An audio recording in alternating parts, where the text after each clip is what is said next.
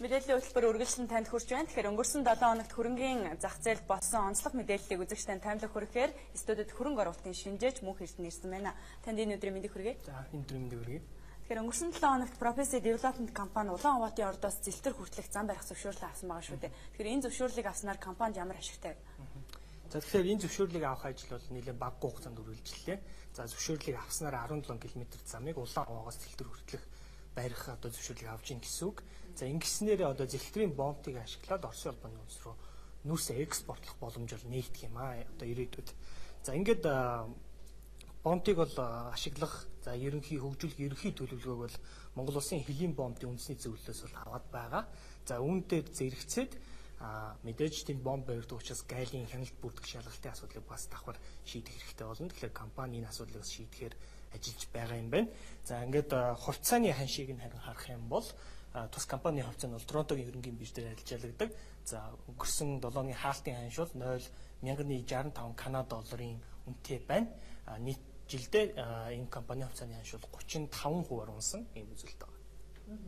Өнгөрсөн оны сүүлээр буюу 14 оны 12 сард оюутлогоо компани баяжуулах үйлдвэр засны гал гарсан шүү дээ тийм ээ. Энэ маань эргээд тухайн компани за тухайн одоо оюутлогоо баяжуулах үйлдвэрлэлд одоо цаашдаа ямар үр нөлөөг авчрах вэ? За тэгэхээр өнгөрсөн онд ийм үйл явдал болсон. За энэ нөрөө тухайн үед бас хэвлэл мэдээлэлсээ цацагж исэн боловч яг бизнесийн үйл ажиллагаа, хэвийн үйл ажиллагаанд нөлөөлөх тийм хүчтэй нөлөө байхгүйсэн юм байна. Ингээд он гарсны дараахан энэ бүх одоо галтай холбоотой хөрлийг бүгдийг зассан. За ингээд бол үйл ажиллагаа хэвийн явагдана гэсэн мэдээлэл бол өгсөн байгаа. За оюутлог компанид бол өнгөрсөн жил 148,400 тонн зис бүхий баяжмал, за 589 мянган унц алт бүхий баяжмалыг бол экспортлож гаргасан байж байгаа.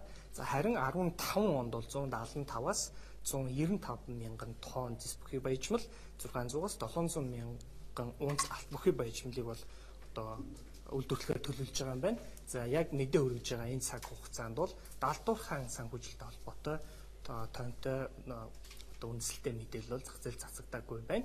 За харин хувьцааны ханшийг харах юм бол энэ компанийн хувьцааны ханш маань Нью-Йоркийн хөрөнгийн биржээр арилжаалагдж байгаа.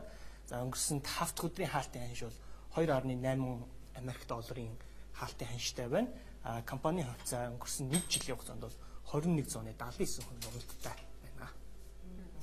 Тэгэхээр оюутлогоогоос гадна бас хөрөнгөний зах зээл мэдээж болоод за эдийн засагт хүлээлт үүсгэж байгааг асуудал бол 5-7 асуудалгаа хилцээр 1 сарын 4-өөс эхэлсэн үргэлжилж байгаа. Тэгэхээр иргэдийн хувьд хамгийн сонирхож байгаа асуудал нь за бидний эзэмшиж байгаа хувьцаа маань ер нь ирээдүйд үн цэнэ өгөх асуудал дээр хилцээрээр яригдсан зүйл юу байгаа лөө. За тэлгүй яг хувьцааны үн цэн нэмэгдэхтэй холбоотой нэг зүйл яригдж байгаа нь бол нөөцийн татвар буюу роялти гэж манай Монгол улс авдаг. Нийт борлуулалтын орлогоос нь 5-аас 10% тооцож ирэхэд авдаг байж байгаа. Тэгэхээр энэ роялтигийн 40%-ийг нь Эрдэнэс 5-7 дансанд шилжүүлээд за түүгээрээ иргэдэд хувьцааны ногдол ашиг тарах талаар бол хэлэлцэж байгаа юм байна яг. Шийд бол мэдээж гараагүй байгаа, гэрээ байгуулагдаагүй байгаа. Тэгэхээр хэлэлцэж байгаа юм байна. За ингэснээрээ энэ одоо нөхцөлийн дагуу хэрэг гэрээ хэлэлцээр хийгдэх юм бол иргэд цаашдаа урт хугацаанд тийм ээ 30 жил 40-50 жилийн хугацааны туршид бол энэ компани орлогоос нь одоо ашигаас нь ногдол ашиг хүртэх боломж бүрдэх ийм өнцөг бол харагдаж байна. Гэхдээ мэдээж гэрээ байгуулагдаагүй байгаа. Хэрвээ гэрээ ийм нөхцлөөр байгуулагдвал гэрээ байгуулагдсан ч гэсэн ийм нөхцлөөр бас байгуулахгүй байж бас болно. Тэгэхээр бол ямар нэг байдлаар манай иргэдийн эзэмшиж байгаа хувьцааны ханш бол хөдөлгөөнд орох нэ гэж бол хүлээж байгаа бидний хувьд. За тэгэхээр иргэд маань энэ хувьцаагаа баталгаажуулаад брокеринг компани дээр очиод дансаа нийлгэж хэрэгтэй гэж одоо бас хэлмээр байна. Ер нь бас ойрын хугацаанд энэ жилдээ багтаад бараг болчих واخ гэж харж байна. Монгол улсын сайд инх сайхны хэлж байгаагаар бол цагаас хараас өмнө одоо гэрээг зурах тухай бол яригдж байгаа, магадлал өндөр байна гэж байгаа. Тэгэхээр мэдээж хэрэг эцсийн шийдийг бол хоёр тал гаргана. Тэгвэл бас яг дотоодын хөрөнгө оруулалтын хөрөнгөний зах зээл дээр бас ямархуу дүр зураг харагдаж байна. Манай хөрөнгөний зах зээл мал нэлээд бага одоо хувьцаа арилжаалагддаг, жижигхэн гэж яригддаг тийм ээ. Тэгвэл өнгөрсөн 7 хоногт ямар өөрчлөлттэй байна? За өнгөрсөн 7 хоногийн хувьд Topper индекс бол 128% уналттай байлаа. За сарын хувьд бол 0.43 уналттай, за жилийн 685 уналттай. За оны ихнээс бол 292% уналттай явж байгаа. За Topper индексийн хаалт бол өнгөрсөн баасан гарагт 14420.73 дүрж хаагдсан. За бид энэ Topper индексийн график 2006 оноос хойш өнөөдрийг хүртэл ингээд том дүр зургаар нь харах юм бол жишээлбэл 7 онд бол маш том хэмжээний өсөлтөнд ажиглагдчихсэн бол эдийн засаг 9 онд хямрах үед буцаад маш хэмжээний уналт ажиглагдчихсэн. Эргээд 10 оноос эдийн засаг сэргээд 11 онд оргил үедээ хүрэх үед бол маш их хэмжээний өсөлтөнд ажиглагдчихсэн харагдаж байна. Эргээд одоо өнөөдрийн хүртэл эдийн засаг таагүй байгаа энэ цаг хугацаанд бол эргээд топор индекс бол тасралтгүй унж байгаа юм аажмаар унж байгаа юм дүр зураг ажиглаж байна. 15 онд бол бид манай эдийн засгийн ирээдүйг тодорхойлох том төслүүд тухай яригдж байна. Жишээл одоо томдлогоо оюутлага гэх юм. Тэгэхээр хэрвээ 15 онд 5 толгой оюутлага асуудлууд шийдэгдээд урагшаага явах юм бол одоо 2-3 жилийн дараа бол манай эдийн засаг эргээд сэргэхсээ өндөр өсөлттэй болох боломж харагдаж байгаа. За энэ утгаараа эргээд манай топор индекс бол бас 2-3 жилийн дараагаар илүү өсөлттэй байх магадлал бол харагдаж байгаа. Тэр өнгөрсөн 7 хоногийн хөрөнгөний зохицолоос Хөхган компанийн хувьд вакцин арилжаа хийсэн байгаа шүү дээ. Арилжааны хэмжээний хувьд ямар вэ?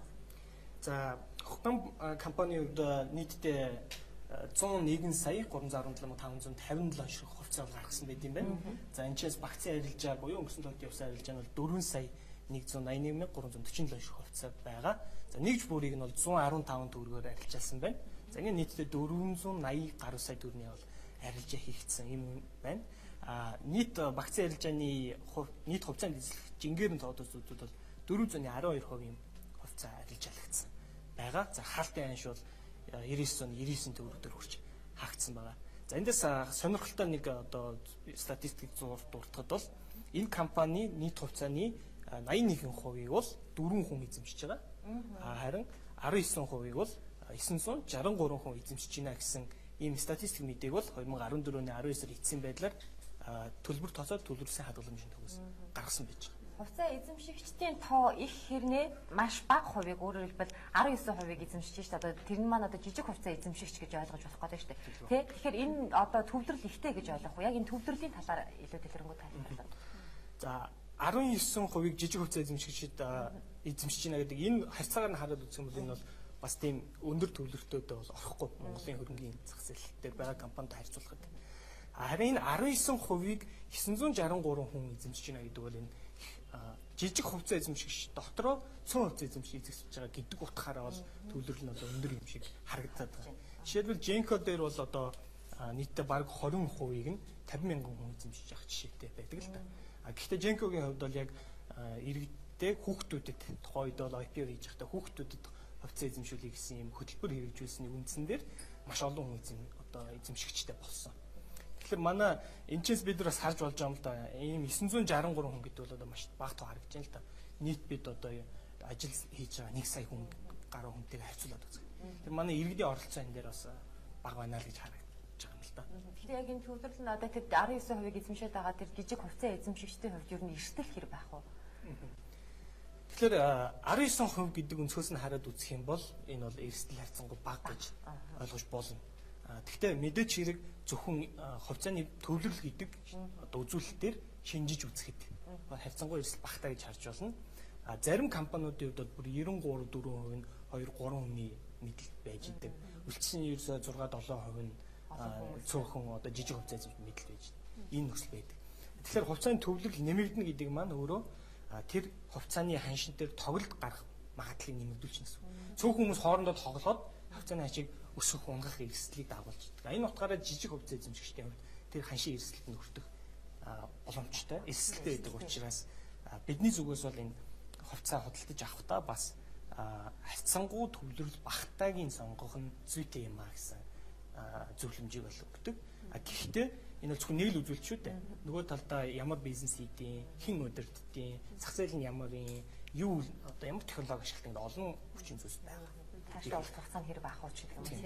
Тэгэхээр хувьцаа худалдаж авч байгаа хүмүүсийн хувьд бас хөрөнгө оруулалтын чиглэл чухал гэж ярьлаа шүү дээ. Яг Хөхган компанийн хувьд одоо компани хөрөнгө оруулахдаа яг аль чиглэлийг илүү чухалчилдیں۔ Өнгөрсөн хугацаанд ер нь хувьцааны ханшийн динамик ямар хөө байлаа.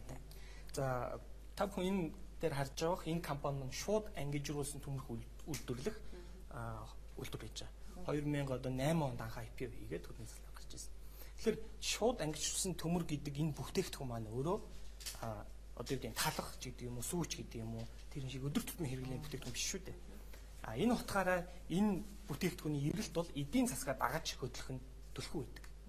Тэгэхээр эдийн засаг уналттай байгаа үед энэ бүтээгдэхүүний эрэлт хэрэгцээ бол тэрийгэ дагаад буурна гэсэн үг. Тийм ээ? Хүмүүс жишээлбэл орон сууц авах боллоо гэж бодоход тэнд ашиглаж байгаа төмөр гэдэг юм уу, ган гэдэг юм уу тэр нь эрэлт нь буурна. А энийгээ дагаад энэ компани одоо орлого буурна гэсэн санаа. А тэгэхээр энэ ийм төрлийн одоо эдийн засгийн мөчлөгтэй маш нягт уялдаатай хувьцааны ханшин компани борлуулалт нь уялдаатай явдаг хувьцаанд бол мөчлөгийн хувьцаа гэж нэрлэдэг л дээ. За тэгвэл эндээс бид нар хувьцааны ханшийг харж болж байна. 2009 онд энд харагдаж байна. Тэр 2009 онд манай эдийн засаг хасах 1.3% уналттай байсан. А тэгэхээр хувьцааны ханш 84 байсан. 2010 он, 2011 он үргэлжлээд 11 онд манай эдийн засгийн өсөлт бол 7.5%, 17.5% өсөлттэй гарч ирсэн. Ингэхэд хувьцааны ханш 80-аас 264 хүртэл 250% өссөн байх жишээ. Тэгэхээр энэ маань эдийн засгаа дагаад нөгөө бүтээгдэхүүний хэрэглээ нэмэгдэнэ. Тэрнийхээ дагаад энэ орлого нэмэгдэнэ, ашиг нэмэгдэнэ. Илүү сайн эргэлтэнд орж ирж байна гэсэн үг. Тэгээ эргэлт нь нэмэгдэж байна гэсэн үг шүү дээ. Тэгэхээр эргээд эдийн засаг 2012 оноос унаад 12, 13, 14 онуудад унаад эдийн засгийн өсөлт 17.5-аас 6-аас 7% унлаа гэж бодоход хувьцааны ханш бол 264-өөс эргээд 104 рүү унаж байгаа. 64 уналттай гэсэн. Тэгэхээр энэ компанийн хувьд бол бүтээгдэхүүний онцлог нь өөрөө эдийн засгийн уналт өсөлттэй нягт уялдаатай байдаг учраас тэрийгээ дагаад хувьцааны ханш хөтлөөд явахад маш их хөдөлдөг гэсэн үг л дээ. Тэгэхээр өнгөрсөн 7 хоногт бас хөрөнгөний зах зээлд өрнөсөн мэдээллийг хүргэсэн мөнх эрдэнэд баярлалаа. Үзэгч та бүхэнд хөрөнгө оруулалтын шинжээч мөнх эрдэнэ за өнгөрсөн 7 хоногт хөрөнгөний зах зээлд болсон онцлог мэдээллийн талаарх мэдээллийг